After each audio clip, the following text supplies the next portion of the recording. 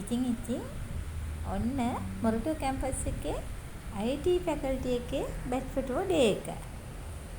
අපි උදේ පාන්දර 5ට නැගිටලා සැලොන් එකට ආවා. එතකොට මේ දුවල ටික ඔන්න පාන්දර 5 ඉඳන් අපි ඩ්‍රෙස් කරන්න පටන් ගත්තා. ඉතින් මේ දරුවෝ අවුරුදු 4ක් තමන්ගේ කැම්පස් ජීවිතයේ ඉගෙනීම් කටයුතු අවසන් කරලා බැච් ෆොටෝ එකට මුහුණ දෙන දවස. ඉතින් උදේ පාන්දර බලන්න ඕනේ මේගොල්ලෝ සමනලිය වගේ සුදු පාට ඇඳහම. සුදු පාට කියන්නේ හරි හිත නිවෙන පාටක්.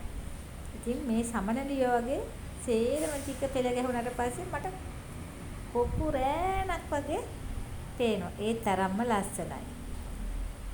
සුදු සාරිය ඇඳහම බොහොම චාම් විදියට සරලව තමයි අපි මේගොල්ලන්ව හැඩ ගැනීම කරන්නේ. මොකද බැච් ෆොටෝ ඩේ එකනේ.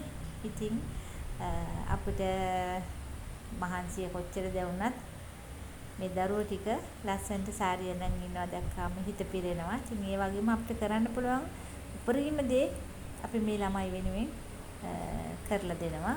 ඉතින් ඔයාලගේ ඉදිරියටත් ඔයාලගේ ජීවිතේ සාර්ථක වෙන්න කියලා අපි එක හදවතින්ම ප්‍රාර්ථනා කරනවා මේ සියල්ලන්ටම.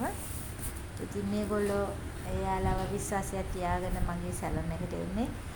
මොකද මම ඒගොල්ලන්ට ඕන විදිහට ඒගොල්ලන්ගේ ඩ්‍රෙසින් එක කරලා දෙනවා. එයාලට කොහොමද ඕන කියන්නේ ඒ ඕන විදිහකට මම ඒගොල්ලන්ගේ සේවාව සපයන්න හැම වෙලාවෙම බැඳිලා ඉන්නවා. ඇත්තටම ඒගොල්ලෝ ගොඩාක් සතුටුයි. මගේ ඩ්‍රෙසින් එකට මට ඒගොල්ලෝ ගිහිල්ලා කතා කරනවා. හරිම ලස්සනයි කියලා. ඉතින් මේ සතුට තමයි අපිට තියෙන්නේ. ඉතින් පුතේ ඔයාලට මට කියන්න තියෙන්නේ ඕගොල්ලන්ගේ ඉදිරි ජීවිතය හැමදාමත් ලස්සනට සමාජයේ හොඳ පුරවැසියන් විදිහට දකින්න මම කැමතියි. ඒ වගේම මගේ සැලොන් එකට එන මොරටුව කැම්පස් එකේ දුවලා හැමෝම වගේ හොඳ තැන්වල ඉන්නවා. ඒක දකින්න මට සතුටුයි පුතේ. රූපලාවන්‍ය ශිල්පිනියක් කියන්නේ ඔයාලගේ ඉදිරි අනාගතේ සාර්ථකව ගත කරනවා දකින්න එක තරම් මට නම් වාසනාවක් නෑ තවත්. ඉතින් මම හදවතින්ම ඔයගලන්ට ආදරේ හැමදාමත් ඉස්සරහට ඔයාලට මගේ සේවාව ලබා දෙනවා.